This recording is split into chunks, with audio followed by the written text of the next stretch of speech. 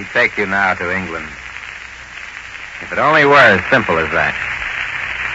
If you could take a man, like a radio wave, and whisk him over the Atlantic, and then drop him through a loudspeaker, and let him wander for a month over the face of this island, would he be any different at the end of his wandering? How would he feel about the war and about England? Would the United States look very much different to him from the outside? From the Anglo-American angle?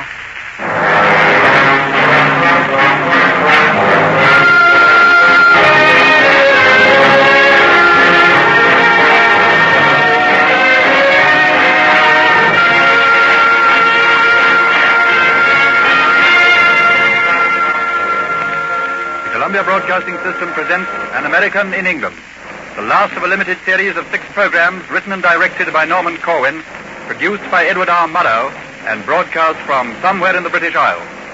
Joseph Julian narrates, and the original musical score is by Benjamin Britten. Tonight, an Anglo-American angle.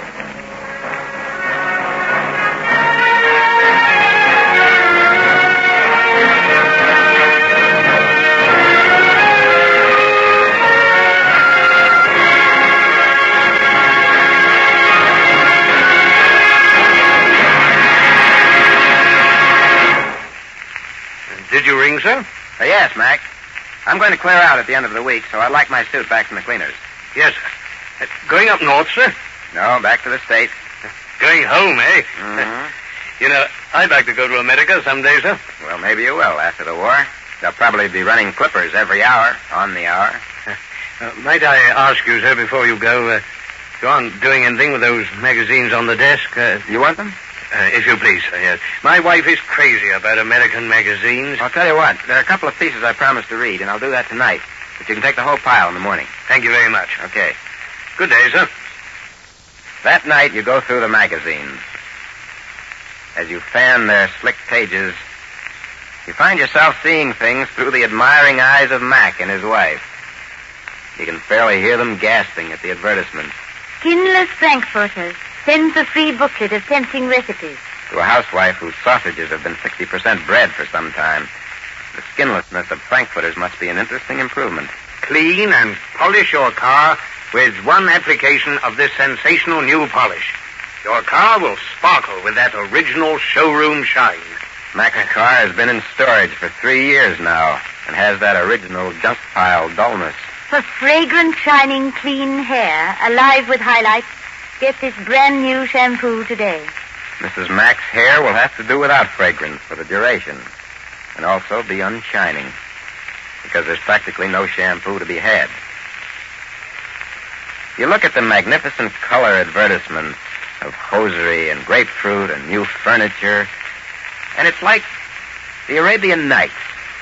You're not really reading Click and Life, but a series of illustrated fairy tales having to do with a legendary country where oranges grow on trees and where the enchanted pig turns into a beautiful side of Virginia ham. Yes, a kind of never-never land flowing with milk and honey and canned tomato juice. It's very far off. The cities without a bomb ruin and the princesses in their nylon stockings. Yes, after being away from home only 2 months, it seems distant and old world. The land where at a fountain of youth they serve ice cream sodas and hamburgers perpetually, and no coupons asked either. There's another ad. Do you have trouble sleeping? Try the improved Beauty Rest mattress. The royal road to sleep for health and comfort. Ah, that gets you. Gets you sleepy just looking at the ad. It shows a healthy, comfortable American in 4 colors snoozing away on the royal road to sleep. And a good suggestion, too. You're tired. Although it may be only 10 p.m. in New York, it's 3 a.m. in England, and that means you. So you put your shoes outside the door and are just about to get into bed when an alert sounds. You put out your light and go to the window and pull back the curtains.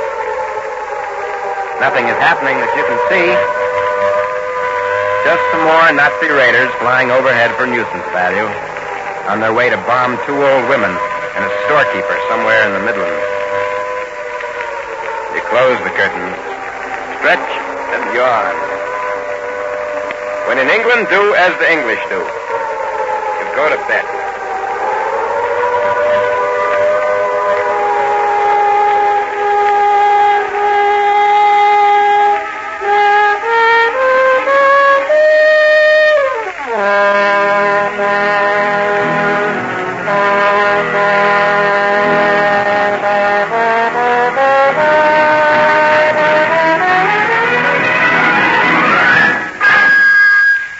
You go to a newsreel theater.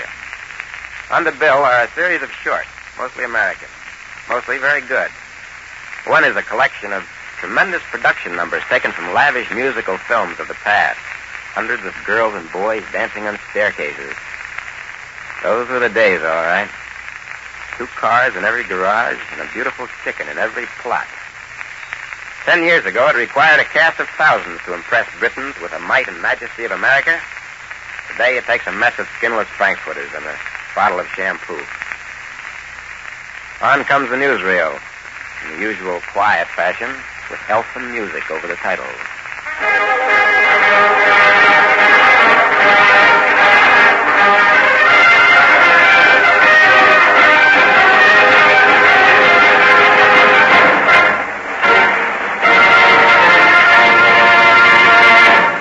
Elfin like an elephant. You're shown a picture of American Rangers and parachutists and flyers in training, and it gladdens your eyes to see them. The voice on the soundtrack says categorically they're the best fighters in the world. And you wonder, looking out of the corner of your eye, how that must sound to natives in the audience who remember the Spitfire pilots in the Battle of Britain. You hope and trust the voice is right. But then, of course, Paddy Finnegan was no slouch, and Wavell's men in Libya and Timoshenko's men at Sevastopol did rather well for second-raters. Next comes an entertaining American comedy, and the audience enjoys all except one scene. A scene in which an inexperienced housewife drops eggs all over the floor and ruins a big cake. That ain't funny in this country. On the way out, you run into the manager of the theater and chat with him for a while. He says he likes Hollywood product, has a great respect for it. The impression most of us get out of your pictures is that the United States is a country of great power and energy, of enterprise. That's why you'll find so many people here want to visit the States. That's the national anthem coming from the screen inside the house. God Save the King. The tune we lifted for one of our own hymns. Swing of the anthem means it's 10 p.m. and the show's over. All movie houses close at 10.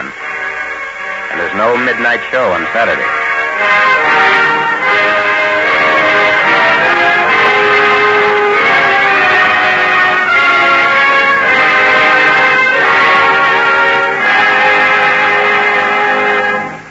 You have an appointment at the London office of a great American radio network. You take a taxi through a badly bombed area, pull up outside a plain apartment building. Across the street is a bombed synagogue. Only its walls remain. Next to the shattered entrance stands an inscription. Blessed is he whose conscience hath not condemned him, and who is not fallen from his hope in the Lord. You get on a rickety lift, go up 4 flights, ring a bell, and are ushered into a modest apartment. The walls are cracked from bomb blasts.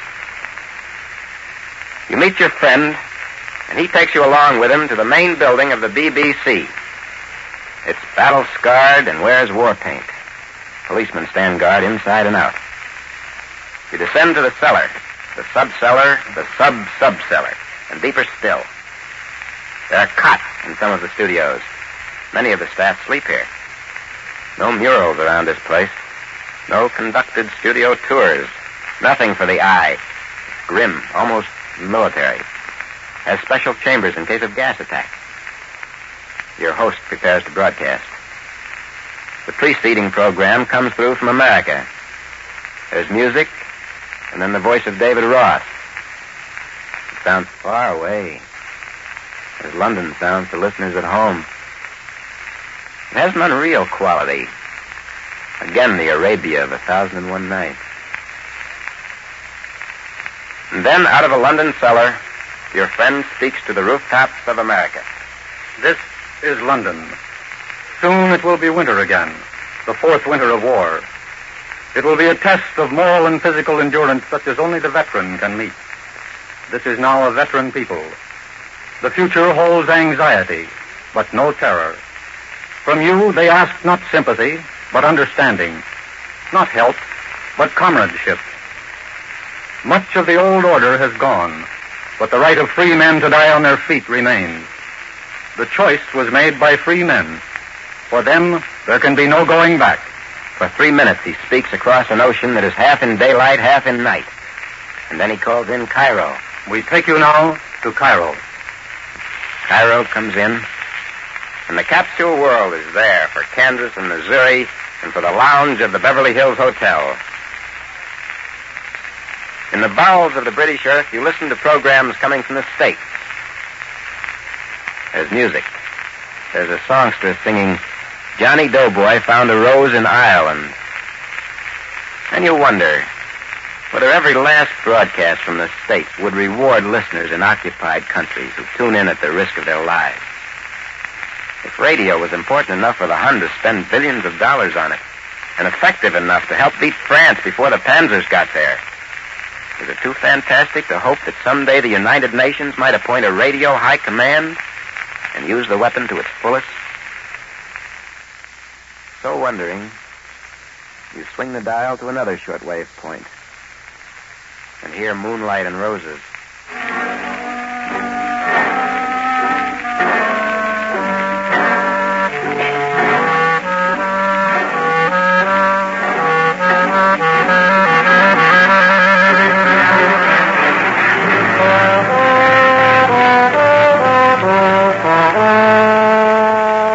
Savoy Hotel in the West End of London, you find on the dinner menu an item reading, Le tasse de consommé au Watowski, Staline.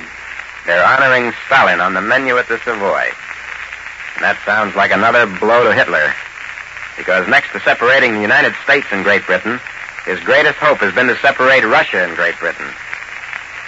It dampens you a little not to find a consommé in honor of an American. But then, of course, Russia is more popular in Great Britain than we are. The Reds happen to be killing more Germans than anyone else. And you think, as you sip your soup, of a conversation you had the other day with a British newspaperman about Britain, the USSR, and the USA. Tell me, are there any quarters in America still hostile to Russia? Yes, I dare say there are. Scattered, of course, but there. Tory press, mostly. You know, that's something I can't understand. We consider it extremely bad tactics from a military as well as a moral point of view to criticize an ally or to cast suspicion on him, especially if he's doing most of the fighting. I see your point. The meat dish arrives. It's lamb on a skewer. Sometime you hope to see a dish on this menu called La fricassée de pouladine aux pommes à la Franklin D. Roosevelt.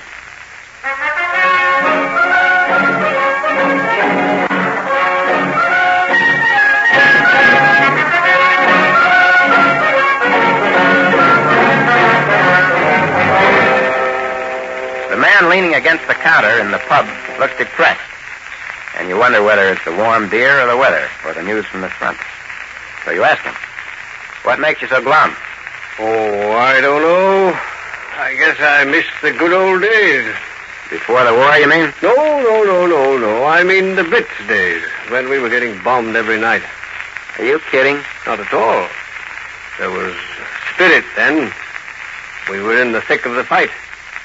Everything we did took on a kind of importance, because it might well have been the last time we did it. But this suspended animation, this frustration, this business of war settling down to be a normal condition... I don't get it. I should think you'd be grateful for quiet nights. Well, yes, I suppose you would think so. You're an American, and your country so far is only ankle-deep in the war. The things that happen to people when they're up to their eyebrows in it, expecting bombs in their living room, are not so terrifying as you might imagine. In fact, being up to one's eyebrows in war can be inspiring. Your friend gets up to order some beers, and you fall to wondering whether your fellow Americans will need the stimulus of danger and fire from the sky to drive them to the greatest possible exertion. You wonder whether your people back home would stand for any sniping and beefing If they were raided as a matter of routine twice daily, or if the enemy were besieging Pittsburgh, would they still tolerate radio commentators who complain about the dim out? Would they still put up with newspapers which attacked their allies? Newspapers which not long before Pearl Harbor were urging that we give China to the Japs, and even now are suggesting that we leave Russia to the Germans, and that we'd better beware of Britain's intentions after the war. You wonder.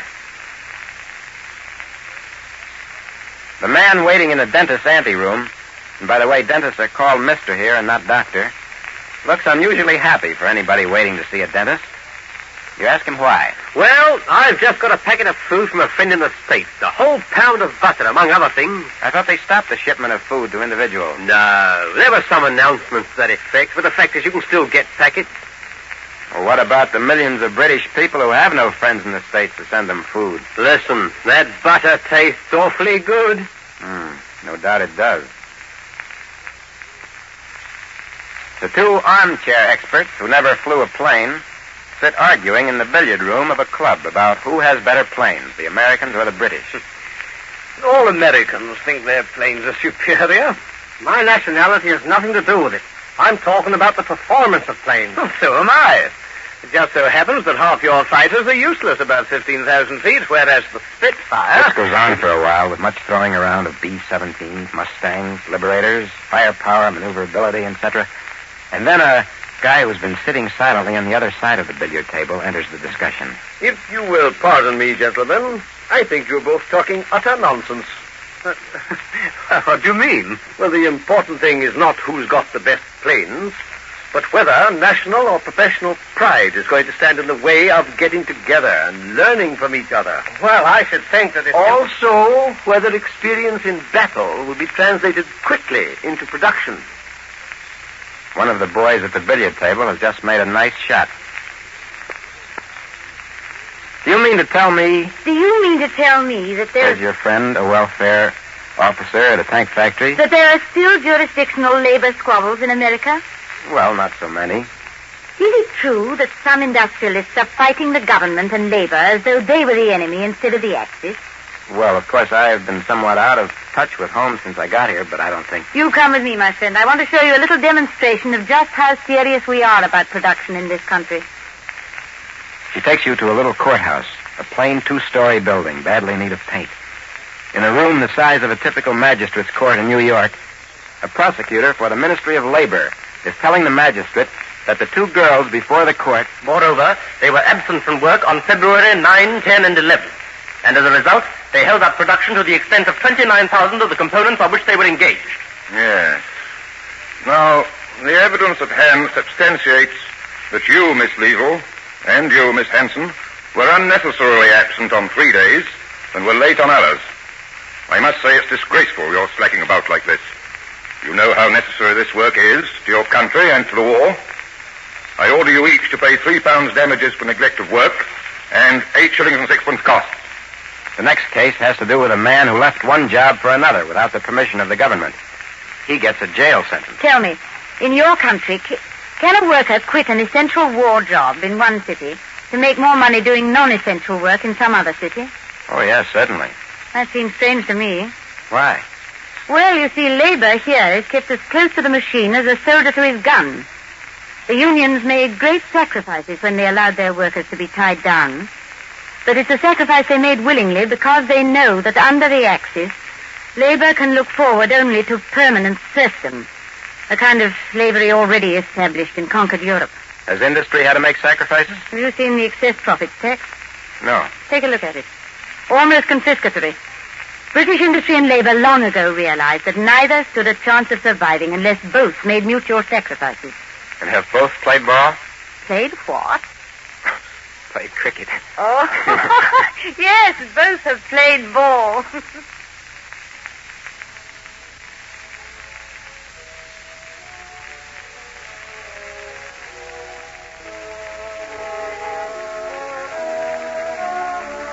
This is the last listening you'll do on a British radio before setting out for home.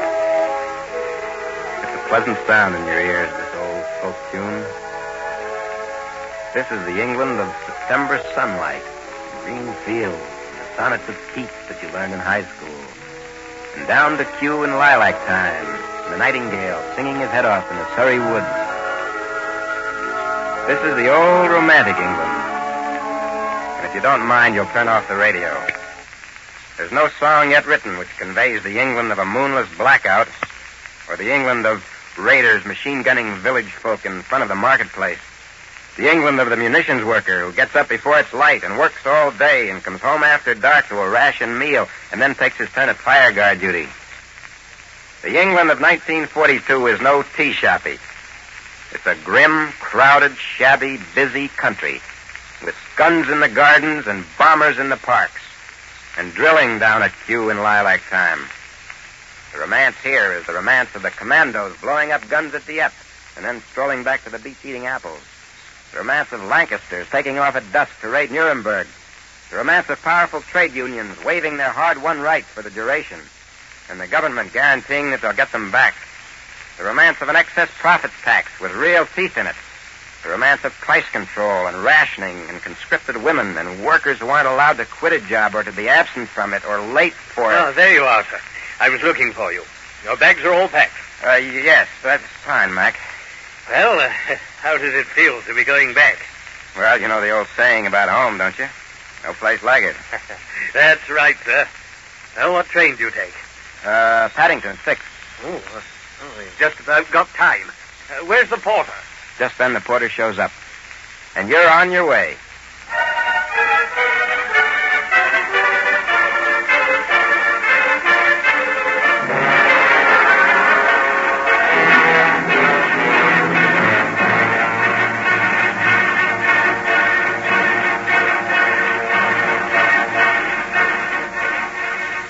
West you go, young man.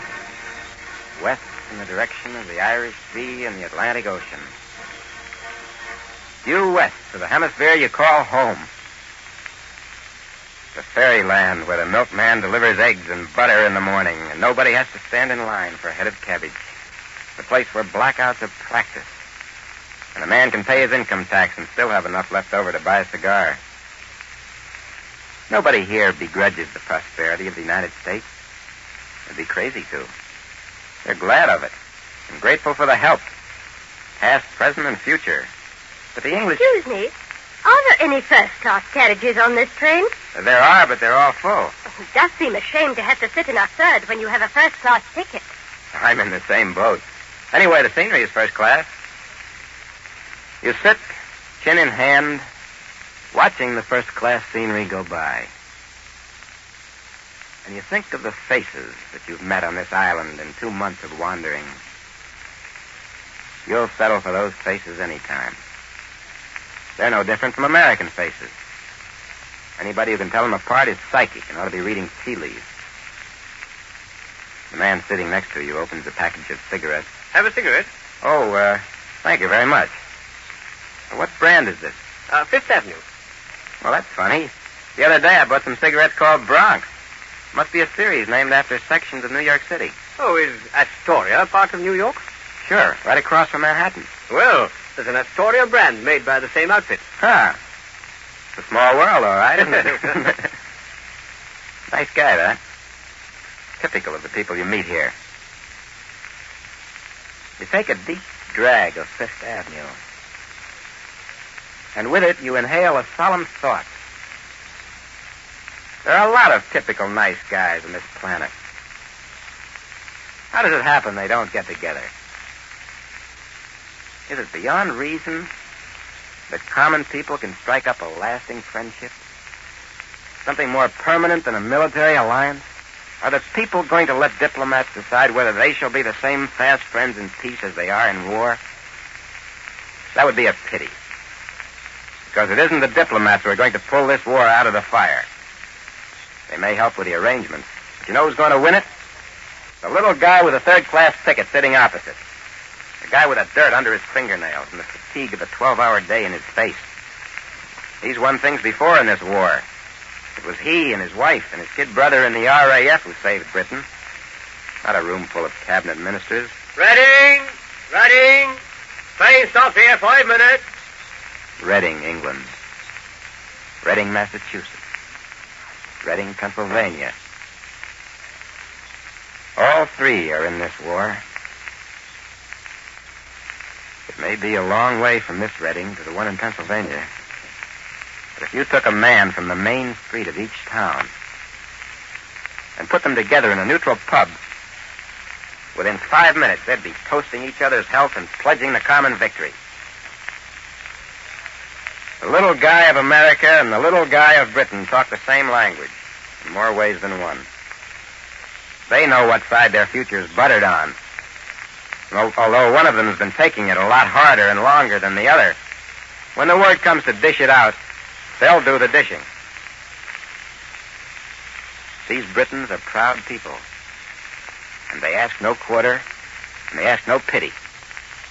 They've been through fire, and they've been tempered by it. But so are we Americans, proud people, asking nothing but the time and place to meet the enemy. We're a good deal farther from the flame, and we therefore temper slower. But fire is fire, and it's spreading on the earth. And whether it's to be the funeral pyre of all freedom or the forge in which is shaped the hopeful new world of the common man is what good common men are dying for tonight. The train speeds on. England slips past you in the dusk. You leave a strong and valiant people to return to one.